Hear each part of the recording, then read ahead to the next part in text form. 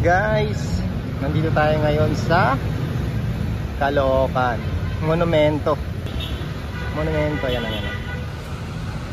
Grabe guys, napadaan lang ako dito actually. Nagulat ako. Parang mas lalo pang luminis itong Caloocan, no. Tingnan niyo naman, no. Oh. Kabila. So ito yung papuntang papuntang Sangandaan. Yan. Grabe, sobrang linis ng kalsada dito. Mas lalo pang luminis. Kung malinis siya noon, mas lalo pang malinis ngayon. Ayan, oh. Wala talagang ka-vendors dito, guys. So, grabe, oh.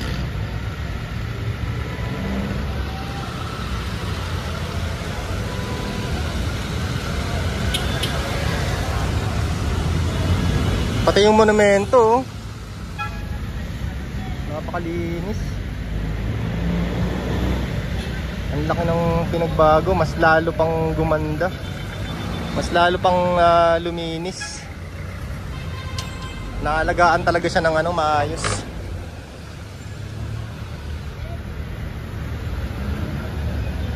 Linis, oh. Tsaka yung daloy ng mga sasakyan, guys, oh. Diba? May mga enforcer kasi dito, eh. Alagang-alaga talaga yung traffic, eh.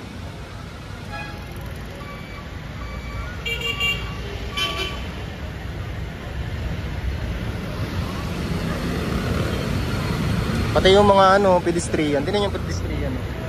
Ito yung papuntang papuntang SM Grand. Tapos ito yung papuntang Valenzuela. Tapos ito pag didiretsuhin mo to, EDSA na siya. Yan. Ayun yung LRT. LRT line 1. Grabe, napakalinis, oh. Kahit yung mga bangketa, oh. Wala kang makikitang mga vendors. Kahit dito sa kabila, eh. Isang daan to, guys, pag didiretsuhin mo to or Malabon. Pwede dumaan dito para Malabon, eh. Maulan kasi, guys, kaya medyo siya, matraffic.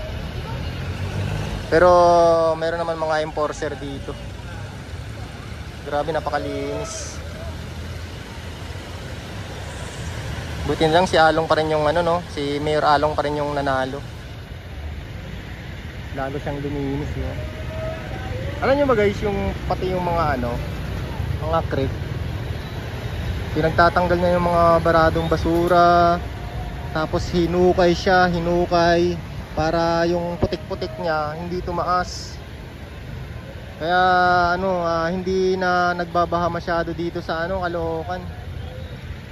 Kasi alagang-alaga yung mga sapa dito o yung mga creek, guys. Alagang-alaga ni Mayor Along. Kaya hindi lang Maynila yung alagang-alaga. Pati dito sa Caloocan, guys. Sana lahat ng mayor ganun, no? Katulad ni Mayor Along Malapitan at saka ni Mayor Isko Moreno, no? Sana ganun lahat ng mayor, no? Para malinis yung buong Pilipinas, no? Buong Pilipinas.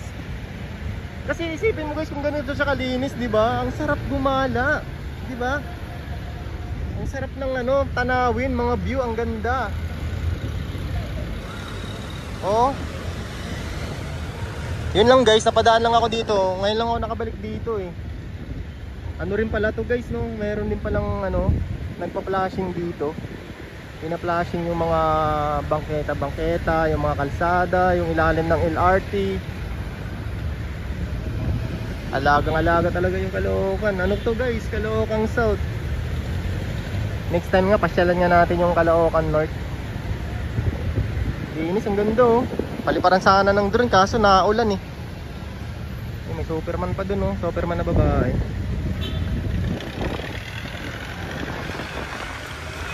Lakas ng hangin, guys. So yan lang, guys. Update ko lang yung Caloocan. Balik naman tayo sa Maynila.